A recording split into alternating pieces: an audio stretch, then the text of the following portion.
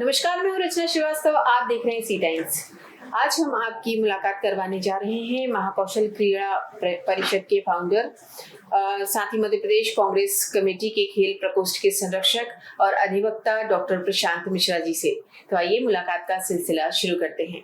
बहुत बहुत स्वागत है आपका सर हमारे स्टूडियो में। नमस्कार जी। सर, ये बताएं आप कि महाकौशल क्रीड़ा परिषद के बारे में हमें कुछ बताइए। ये किस तरह काम करती है और पिछले 22 वर्षों में किस तरह से क्या क्या काम हुए हैं?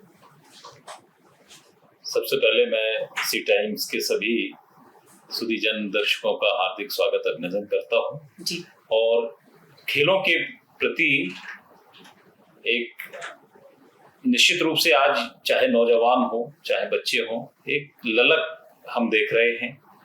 और महाकौशल क्रीड़ा परिषद पिछले 22 वर्षों से विभिन्न खेलों को हम सामाजिक रूप से उसको प्रोत्साहन करने में, बच्चों को खेलों के प्रति प्रेरित करने के लिए लगातार काम कर रहे हैं। जी बिल्कुल। और स्पोर्ट्स जो कि उसकी परिभाषा में 3S आते हैं कि स्पीड, स्ट्रेंथ और स्टेमिना, जिस खेल में होगा उसको स्पोर्ट्स की संपूर्ण परिभाषा में उसको कहा जाएगा। जैसा कि हम जानते हैं कि आप महाकौशल क्रीड़ा परिषद के फाउंडर हैं, तो खेलों को लेकर काफी संस्थाएं हैं जो खेलों को प्रमोट करती हैं अपने अपने तरीके से। महाकौशल क्रीड़ा परिषद इनसे किस तरह अलग है? क्या ये ठीक नहीं होगा कि सारी संस्थाएं और महाकौशल क्रीड़ा परिषद मिलकर एक साथ इस दिशा में काम करें? निश्चित रूप से, चूंकि खेलों के लिए नगर निगम भी काम करती है, खेलों के लिए राज्य शासन के द्वारा भी योजनाएं बनाई जाती हैं, काम किया जाता है, और भारत सरकार का जो sports authority of India Sai, वो भी लगातार खेलों के विकास के लिए कार्य करता है। लेकिन स्थानीय स्तर पर एक तीनों संस्थाओं का एक साथ मिलकर प्रयास करने से ज्यादा अच्छे सकारात्मक परिणाम देखने को मिल सकते हैं। जी बिल्कुल।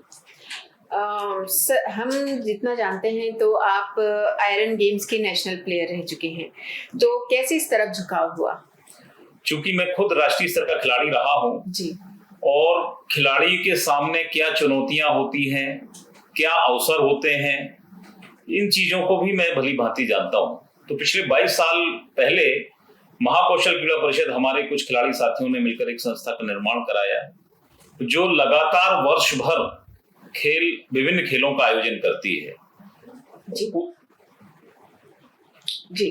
तो आप sir strong man of MP रह चुके हैं, तो किस तरह की तैयारियां आपने की थी उस समय ये करने के लिए, इस कंपटीशन में पार्टिसिपेट करने के लिए, ताकि हमारे यूथ भी कुछ उनसे सीख सके? मैं पावर लिफ्टिंग और स्ट्रेंथ लिफ्टिंग का राष्ट्रीय खिलाड़ी रहा हूं जी, और मुझे मध्य प्रदेश में स्ट्रॉन्ग मैन का टाइटल जीतने का भी सौभाग्य मिला जी। उस समय जिम जबलपुर में कम हुआ करते थे और कानन व्यायामशाला में मैं अभ्यास करता था, और हमारे साथ और भी बहुत से खिलाड़ी थे जिन्होंने राष्ट्रीय और अंतर्राष्ट्रीय स्तर पर भी नाम किया था। तो वो एक सामूहिक कॉम्पिटिटिव भावना थी, और हम लोग सुबह शाम मिलके 5-6 घंटे कठोर अभ्यास किया करते थे आयरन गेम्स का। सही टेक्निक, सही वर्कआउट, सही डाइट, सही रेस्ट, इन सब चीजों को मिलाकर एक अच्छा खिलाड़ी बना जा सकता है। हमारे कोचेस जो थे, गुरुजन थे, उनका भी हमें मार्गदर्शन मिलता था, और उन सब के कारण हमें सफलता प्राप्त हुई थी। बिल्कुल। क्या खेलों को करियर के रूप में चुना जा सकता है? खेलों को करियर के रूप में निश्चित रूप से चुना जा सकता है। जैसा कि रेलवे और बहुत से विभाग आउटस्टैंडिंग जो खिलाड़ी होते हैं, उत्कृष्ट खिलाड़ी जो होते हैं, राष्ट्रीय और अंतर्राष्ट्रीय स्तर पर पदक विजेता जो खिलाड़ी होते हैं जी, उनको कैरियर के रूप में और स्पोर्ट्स कोटे में उनको नौकरी देते हैं। लेकिन एक अच्छी शुरुआत हमारी रानी दुर्गावती विश्वविद्यालय ने भी की है जी, कि जो फिजिकल एजुकेशन के इंस्ट्रक्टर होते हैं उसका कोई कोर्स जबलपुर में नहीं था, विश्वविद्यालय में नहीं था। कुछ जिम ट्रेनर का कोर्स करने बच्चे दिल्ली और मुंबई जैसे महानगरों को जाते थे, जिसमें बहुत ज्यादा फीस और एक्सपेंसेस होते थे जी। और आयरन गेम्स का खिलाड़ी उतना उन परिस्थितियों से नहीं आता कि वो अफोर्ड कर सके। मोस्टली मिडिल क्लास या लोअर मिडिल क्लास के जो प्लेयर्स होते हैं वो आयरन गेम्स में होते हैं। लेकिन जबलपुर विश्वविद्यालय ने लास्ट ईयर से जिम इंस्ट्रक्टर का कोर्स शुरू किया है, जिसका बहुत से हमारे खिलाड़ियों को और आयरन गेम्स के जो हमारे कोचेज हैं उनको उसका लाभ हो रहा है। बिल्कुल।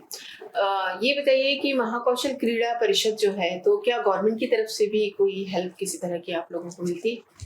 महाकौशल क्रीड़ा परिषद पिछले 22 वर्षों से अपने स्वतः के संसाधनों से खेलों के क्षेत्र में काम कर रही है, लेकिन अभी तक हमें किसी तरह की शासकीय मदद हमारी संस्था को नहीं मिली है। हम अपने जो सीमित संसाधन हैं उनसे हम लगातार खेलों के क्षेत्र में कुछ अच्छा करने का प्रयास कर रहे हैं। जी, प्रशांत जी, ये बताइए कि अधिवक्ता खेल कुंभ क्या है और इसकी शुरुआत कब से हुई? चूंकि जैसा कि आपने कहा, मैं एक राष्ट्रीय स्तर का खिलाड़ी रहा हूं, लेकिन साथ में मैं एक अधिवक्ता भी हूं। जी। हमने शुरुआत की कि केवल एडवोकेट्स के क्रिकेट बस हुआ करते थे खेलों के नाम पर। जी, बिल्कुल। तो बहुत से हमें ऐसे एडवोकेट्स मिले जो अन्य खेलों के भी अच्छे खिलाड़ी रहे हैं, लेकिन उनके लिए कोई प्लेटफॉर्म नहीं था। तो हमें 16 नवंबर को एक मिहिर सेन जी, कलकत्ता हाईकोर्ट के एडवोकेट थे, जो इंग्लिश चैनल पार करने वाले पहले भारतीय खिलाड़ी थे, जिनको भारत सरकार ने अर्जुन अवार्ड और पद्मश्री के सम्मान से भी सम्मानित किया, लेकिन उनको लोग नहीं जानते। तो हमने एक प्रयास शुरू किया उनके जन्मदिन 16 नवंबर पे अधिवक्ता खेल कुंभ कार्यक्रम आयोजित करने का, जिसमें विभिन्न जिलों के अधिवक्ताओं ने उसमें भाग लिया और आयरन गेम्स के बेंच प्रेस, एथलेटिक्स के बहुत से इवेंट, 100 मीटर, 400 मीटर जी, और गोला फेंक, भाला फेंक, तवा फेंक, बैडमिंटन, टेबल टेनिस, बहुत सारे खेल, वो भी महिला और पुरुष अधिवक्ताओं के अलग अलग हमने शुरुआत की। और हमने मिहिर सेन जी को भी याद किया, अधिवक्ताओं के लिए खेल गतिविधियों को भी प्रोत्साहित किया, और जिसको लगातार काफी पसंद किया जा रहा है। बिल्कुल। ये कुंभ होता कितने दिनों का है? ये एक्चुअली चूंकि अधिवक्ता कार्यरत होते हैं वर्किंग डेज में, तो हम 16 नवंबर के जो पहले का रविवार होता है जी, उस रविवार को हम वो आयोजन करते हैं, और 16 नवंबर को मिहिर सेन जी के जन्मदिन पर हम हाईकोर्ट बार एसोसिएशन में विजयी खिलाड़ियों को मेडल और सर्टिफिकेट के द्वारा उन्हें पुरस्कृत करते हैं। बिल्कुल। एक और वीरांगना प्रकल्प करके एक आप जो संस्था चला रहे हैं, ये क्या है, किस तरह काम करती है? एक्चुअली वीरांगना प्रकल्प कोई अलग संस्था नहीं है, महाकौशल क्रीड़ा परिषद के विभिन्न प्रकल्पों में से एक प्रकल्प है जी। वो केवल समर्पित है हमारी जो मातृशक्ति है। चूंकि एक दुर्भाग्य है कि मध्य प्रदेश को जाना जाता है कि महिलाओं के प्रति अपराध में भी नंबर 1 प्रदेश मध्य प्रदेश को माना जाता है। वो दाग मिटाने के लिए एक छोटी सी प्रयास हमने किया कि मोस्टली जो अपराध होते हैं वो ग्रामीण और गरीब और आदिवासी जो क्षेत्र हैं, और वहां बच्चियों के साथ ऐसी घटनाएं देखने मिलती हैं। तो हमने महाकौशल क्रीड़ा परिषद ने प्रयास किया कि हम बच्चियों को जो स्कूल और मिडिल स्कूल में है, प्राइमरी स्कूल में है, उनको हम लाठी, डंडा, पटा, बनेटी, मार्शल आर्ट जैसे अलग अलग विधाओं का हम उन्हें प्रशिक्षण दें। उसके लिए महाकौशल क्रीड़ा परिषद ने ग्रामीण क्षेत्रों में अपने संसाधन पे कोचेस भेजकर स्कूलों में स्कूल के प्रिंसिपल और मैनेजमेंट से बात करके स्कूल के बाद 1 घंटे का समय अलग से आरक्षित करने का आग्रह किया, और 1 घंटे का प्रशिक्षण हमारे कोचेस के द्वारा ग्रामीण क्षेत्रों में जाकर दिया। और उस सोच यही है कि हमारी जो बच्चियां हैं वो मानसिक और शारीरिक रूप से सशक्त हों, ताकि कोई उनके प्रति ऐसी नजर से ना देख सके। बिल्कुल। एक मामला भी बीच में आया था कि महिला खिलाड़ियों ने ब्रजभूषण सिंह पर जो आरोप लगाए थे, उसको लेकर आपने भी मध्य प्रदेश की तरफ से इस आंदोलन में जंतर मंतर पर आंदोलन किया था, तो ये पूरा मामला क्या था? ये एक ऐसा दुर्भाग्यपूर्ण मामला था कि जिसमें जो आरोपी सांसद हैं ब्रजभूषण सिंह, वो कुश्ती संघ के राष्ट्रीय अध्यक्ष भी हैं जी, कि जो बच्चियों जिन्होंने एशियाड और वर्ल्ड चैंपियनशिप कुश्ती में भारत को पदक दिलाए, जिन्होंने भारत का मान सम्मान और भारत का तिरंगा विदेश की भूमि पे फहराया जी, उन बच्चियों के साथ इस तरह की घटना उस व्यक्ति ने की जिसके पास कुश्ती को, देश के खेल को संभालने का जिसको जिम्मेदारी थी, जिसको उन बच्चियों को सहारा देके और उनको और आगे बढ़ाने की जिम्मेदारी थी, उसने इन बच्चियों के साथ ऐसा दुष्कृत्य किया। ये बहुत ही दुर्भाग्यजनक है। और मध्य प्रदेश की ओर से मैंने भी जंतर मंतर में लगातार 2-3 दिन वहां उपस्थित रहकर उन खिलाड़ियों का मानवर्धन किया, समर्थन दिया। और जबलपुर आकर सिविक सेंटर में भी जबलपुर के पूरे खिलाड़ियों को लेकर, चाहे वो कुश्ती से जुड़े हों चाहे अन्य खेलों से, यहाँ पर भी उनके समर्थन में हमने एक आंदोलन किया था। बिल्कुल। आजकल के बच्चे हों या युवा हों, सभी मोबाइल की दुनिया में खोए रहते हैं। तो हमें ऐसा क्या करना चाहिए कि जो वापस खेलों की तरफ इनका रुझान बढ़े? हमारी ये कोशिश होना चाहिए, महाकौशल क्रीड़ा परिषद भी अपने स्तर पर प्रयास कर रही है जी।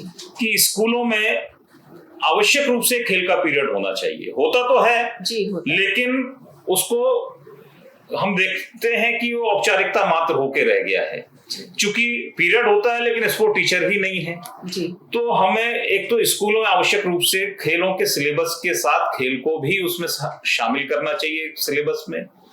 इंटर स्कूल कंपटीशन बच्चों के शुरू होना चाहिए प्राइमरी और मिडिल और हायर सेकेंडरी स्तर पर। पहले जेईए एक संस्था थी जबलपुर में जो इंटर स्कूल स्पोर्ट्स आयोजित कराती थी। एक प्रतिस्पर्धा की भावना होती थी और खेलों की नर्सरी स्कूल में तैयार होती थी। लेकिन उस संस्था के ना रहने से वो वातावरण नहीं देखने मिल रहा है। अब जो खिलाड़ी तैयार हो रहे हैं वो एकेडमियों में जाकर स्वेच्छा से अपना अलग खेलों का प्रशिक्षण ले रहे हैं। लेकिन स्कूल और इंटर स्कूल लेवल पे महाकौशल क्रीड़ा परिषद प्रयास कर रही है। हमारे माननीय महापौर जी से भी हमारी चर्चा हुई है कि एक इंटर स्कूल कंपटीशन महापौर कप के नाम से जबलपुर में शुरू किया जाए। महाकौशल क्रीड़ा परिषद उसमें पूर्ण सहयोग करेगी ताकि जो हमारी खेलों की नर्सरी है उसको हम फिर से अच्छे रूप में खड़ा कर सकें। बिल्कुल। अक्सर देखने में आता है कि मेडल जीते हुए लोग जो अक्सर हरियाणा या गांव काफी देहात साइड के लोग होते हैं, तो गवर्नमेंट की तरफ से है तो रूल्स कि उन्हें गवर्नमेंट जॉब मिलेगी या कुछ, कई बार ये होता है कि वो भटकते रह जाते हैं, उनको कोई हेल्प ही नहीं मिलती गवर्नमेंट की तरफ से। तो इसके लिए क्या करना चाहिए? ये बात बिल्कुल सही है कि खेलों को और खिलाड़ियों को जितना अवसर दिया जाना चाहिए वो पर्याप्त नहीं है। हमारे बहुत से खिलाड़ी जबलपुर में भी जिन्होंने अंतरराष्ट्रीय स्तर पर भी पदक जीते हैं जी। लेकिन वो उन्हें सम्मानजनक कोई नौकरी सरकारों के द्वारा नहीं दी गई।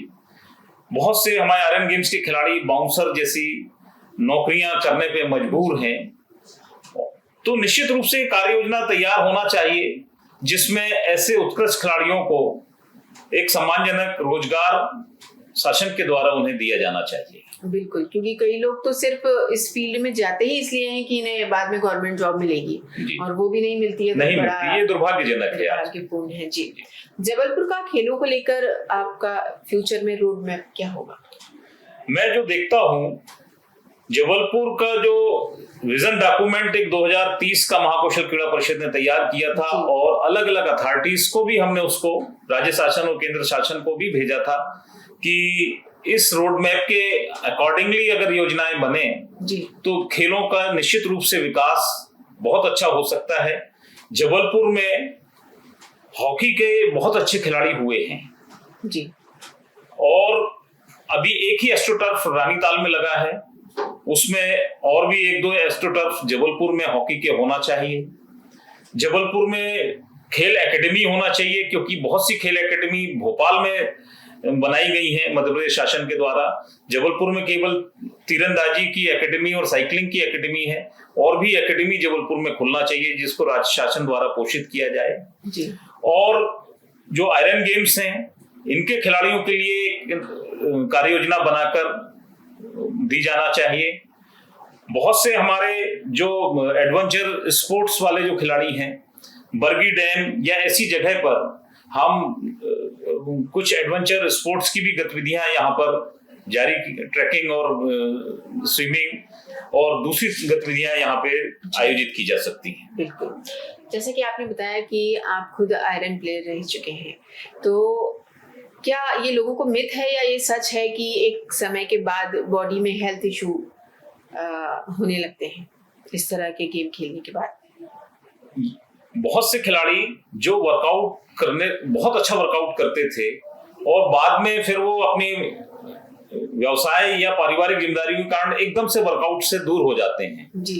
तो कई बार देखने को आता है कि खिलाड़ियों को बहुत सी समस्याएं होती हैं, लेकिन जो खिलाड़ी जानते हैं कि हम अपने आप को फिट करने के लिए योगा और वॉकिंग, साइकिलिंग जैसी ऐसी लाइट या वेट ट्रेनिंग भी लाइट वेट ट्रेनिंग के साथ हम अपने जीवनचर्या को जोड़कर रखें, ताकि लेटर एज में भी किसी तरह की कोई समस्या ना हो। जी, चलते चलते आप हमारे यूथ को क्या संदेश देना चाहेंगे? मेरा युवाओं से यही कहना है कि शक्तिशाली युवा शक्तिशाली भारत, जो कि महाकौशल क्रीड़ा परिषद की टैगलाइन है, कि यदि हमारा युवा शारीरिक रूप से शक्तिशाली होगा, मानसिक रूप से भी शक्तिशाली निश्चित रूप से होगा, वो देश का अच्छा नागरिक होगा। तो इसलिए चूंकि आजकल सोशल मीडिया और वर्चुअल कॉन्टेक्ट के कारण आउटडोर एक्टिविटी कम हो गई है, तो मैं कहना चाहूंगा कि आप अपने जीवन में किसी एक खेल को चुन लें, जिस आप इस हिसाब से ना भी चुने कि हमें कैरियर बनाना है, लेकिन इस हिसाब से जरूर चुने कि हमें उससे फिट रहना है। आपको बैडमिंटन पसंद आता है, क्रिकेट पसंद आती है, स्विमिंग पसंद आती है, साइकिलिंग, कोई भी एक गतिविधि आप अपने जीवन का अंग उसको बनाएं और उसके लिए 1 घंटा अपने 24 घंटे में से निकाल कर जरूर दें। उससे आप शारीरिक और मानसिक रूप से स्वस्थ रहेंगे और जो जबलपुर को खेलधानी भी कहा जाता था, एक वातावरण पुनः निर्मित होगा कि हम उस खेलधानी के गौरव को पुनः स्थापित कर सकें। बिल्कुल। तो प्रशांत जी, बहुत बहुत शुक्रिया आपका हमारे स्टूडियो में आने के लिए और काफी महत्वपूर्ण जानकारियां हमारे दर्शकों को शेयर करने के लिए। बहुत बहुत शुक्रिया। आपको बहुत धन्यवाद। जी, हम बात कर रहे थे प्रशांत मिश्रा जी से, जो कि जिन्होंने काफी अच्छी जानकारियां हमें दी हैं हमारे युवाओं के लिए और बच्चों के लिए भी, और हमें उम्मीद है कि आप इससे जरूर लाभ उठाएंगे। इसी तरह और भी महत्वपूर्ण जानकारियां लेकर हम आते रहेंगे। देखते रहिए सी टाइम्स। नमस्कार।